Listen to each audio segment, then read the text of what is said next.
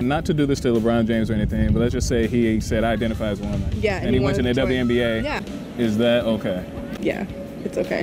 Women need to work harder then. So you got one trans athlete, you got 100 female athletes. Right. You should cater to that one trans athlete, allow them in while the women are saying no? No, the trans athletes should adjust to the sport how it is. Yeah, but the sport how it is women only. What's up, YouTube? Poor Man Podcast back with another video. Give me the HBO special. That's a Help a Brother Out special. Hit the like and the subscribe button for more content. Let's get right into the video. Do you all think it is okay for a man who identifies as a woman to enter female sports and play against females as a biological male? Yes, I think it's fair. Of course. I think it's fine. You can't tell somebody what they feel as a gender. If they feel like they're a female and they want to compete in female sports, then it should be allowed. Because if she is a woman, then she's supposed to play with other women and women's sports. I don't think it's fair to the women. Biologically, there are differences with men and women. Right. Their biological build is masculine, so I can see where people get upset, but it's not something that you can restrict them on because they want to identify as a woman. Okay, so the U.S. With that same logic, I should be able to identify as a 7th grader. I should be able to identify as a 14-year-old 7th grader. Didn't she say forget your build? Forget my natural build as a man. Forget that I have a beard. None of that matters. I'm just going to go identify as a 14-year-old 7th grader and play play middle school football where I'm going to score 82 points a game and become an unstoppable force. Presented this Class C Equality Act on Friday, which would force federally funded organizations to adhere to someone's gender identity. So if they want to enter sports, if they want to go into female bathrooms or male bathrooms, depending on the person, they have to adhere to that. Yeah. It hasn't passed the Senate yet, so it's still a bill, it's not law. But is that something you guys would support? I could support that. I feel like that's fine. Yeah. Again, you can't tell somebody they feel a certain way. Yeah. You can't jurisdict that. I think it can cause really some drama because now we have to kind of tiptoe around, make sure we don't misgender people. You have these biological males entering the sport, but the females in the sport, a lot of them don't want them in there because as soon as they come in, they dominate, putting these women at a disadvantage. Right. And they've been fighting for that their whole lives. Right. So is that the right thing? It's just like anything, transgender or not. There's always can be somebody that comes in and can dominate the field. They would feel more comfortable participating among females than with other males, I think. So my question to that, I'm almost saying my devil's advocate or whatever, but there are women who feel uncomfortable with these people coming in there. Transgender athletes would be a huge minority compared to an actual female athlete in this situation. So should we cater to the minority at the expense of the majority? By their logic, this man who is so big, he's so damn big, you can barely see the chair he's sitting in. It almost looks like he's floating. That's how big he is. They believe that if they slap a wig on his head, he should be able to go compete against women in rugby. It's actually strange because we've gotten to the point where we consider a transgender woman more natural than a biological woman. When you ask people who follow this school of thought, they'll say a woman that was born into a man's body was born that way. They're just naturally that way. But when you ask about a woman born into a woman's body, no, that's just a social construct. If you want to be more nurturing, more agreeable because you're naturally inclined to do those things, no, that's a social construct. While if you're a woman born into a man's body, that's natural. Yes. Really? I think so. We shouldn't be catering to their issue. I feel like it's more of an emotional thing that needs to be addressed. Telling them no and you can't do this, that's really heartbreaking. So I don't know if there should be. But is that more of an emotional response though? It's emotion as opposed to logic?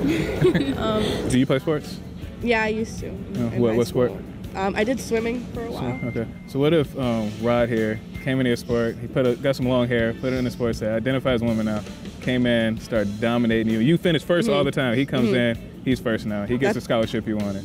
That pushes me that much harder to beat him. But he has a physical disadvantage. He has a physical advantage over you, and he's faster, he's stronger, no matter what you do. Yeah, I would be upset, 100%. I can see where these girls are coming from. That's how I'll justify it. When I go back and I want to be a 14-year-old middle schooler and compete in middle school football, I'll justify it by saying, well, I'm just pushing them to be better. Forget my natural build as a man. Forget my beard. Forget my increase in testosterone. Forget me already having gone through puberty. All of those things don't matter. Forget that I have 67% more strength on average. But none of that matters. The only thing that matters is that they're going to get better when I compete against them and dominate and score 82 points a game. And remember, forget about the second string quarterback that would have been the first string quarterback, but since I took his position, forget about him. All the parents that will have to watch their kids get injured as I drag them through the mud, forget about those parents. Those parents' emotions don't matter. That kid that's second string now, his emotions doesn't matter. The only emotions that matter are my emotions. This doesn't seem narcissistic at all. I'll make everybody in the country compensate because I want to feel better. I don't care about their emotions and how they'll feel when their kids go down to second place and third place and fourth place because me and my friends just came in and decided to identify as seventh graders. Forget them, because my emotions matter the most. Can you see how that might be a little narcissistic? On the wrestling team in high school, I was the only girl. Okay. And I hated the meets, like where I'd have to actually wrestle other guys, and they're strong. They're way stronger than me. Like, I would do the same exercises, whatever, do extra time in the gym, and I'd still get beat up in front of everyone. Not to do this to LeBron James or anything, but let's just say he said, I identify as a woman. Yeah, and he went to the WNBA, yeah, destroyed them. Championship after championship after championship. As he would. Is that okay? Yeah, it's okay. That's okay. For me, it's okay. Okay. Just the women need to work harder then. Women need to work harder to compete with LeBron James. I think that they 100% can. I think that they can. To beat LeBron James? Yeah, I think so. Why not? Okay. And be honest. I mean, I think that would be unfair because, it is unfair. His height and his weight and his, strength. You said his, so he would take her, right. Her height, weight, and strength compared to naturally born women will be, way off the charts compared to them. But don't that sound weird to you to just change it up to her and LeBron James is a dude? Yeah, but, after it takes getting used to. What's so scary about this stuff? The people who are the most wrong about this thing are the most confident in saying their opinions.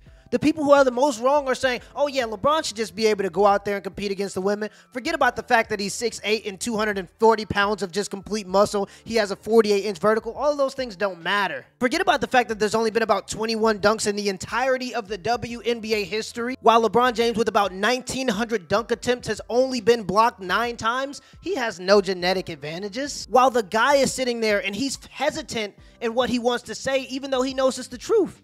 This is how most of America feels. So many people are afraid to just speak up about this thing that when I make a video on it, it does a million views because people are just scared to say it. And it's crazy because we're passing legislation on this stuff and nobody's saying anything about it. And again, if you want to be trans, do what you want to do. But when it gets to the point where 99.5% of the country has to compensate for you and your emotions, then that's when people got to start talking up and speaking up and saying that this is a problem, man.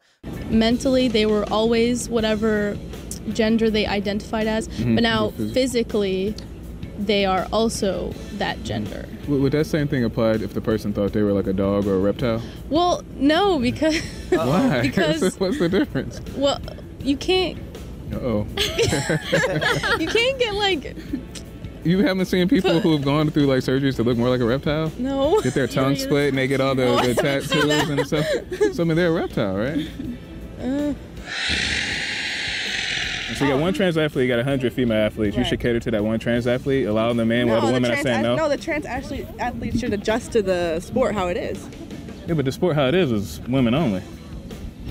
Well, I mean, if they identify as a woman, then they should be allowed to join. So a man who identifies as a woman is as much of a woman as you are?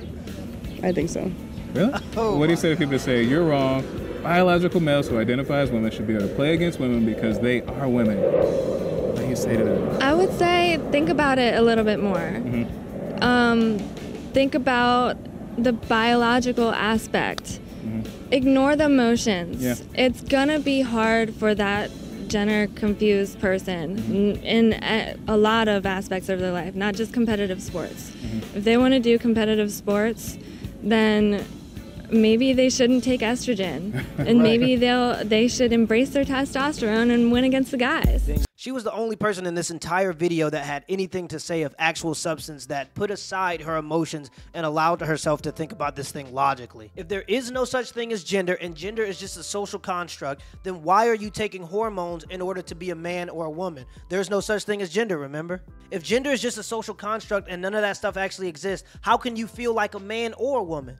Not only that, but then why would you ever take hormones in order to be more like a man or a woman if you're already a man and a woman at the same time, or you're neither because neither of those things exist? And that's what makes all this stuff confusing. You expect us to live by a set of rules that you're just making up on the fly. Even the people who follow the school of thought can't even agree on what they want to be called. Why do we see a lack of transgender men competing against biological men? The scariest part about all of this is it's quite obvious and it's clear that this is more of an emotional and political statement than it is of anything else. There's no logic back in this stuff, yet we're trying to build legislation on this stuff.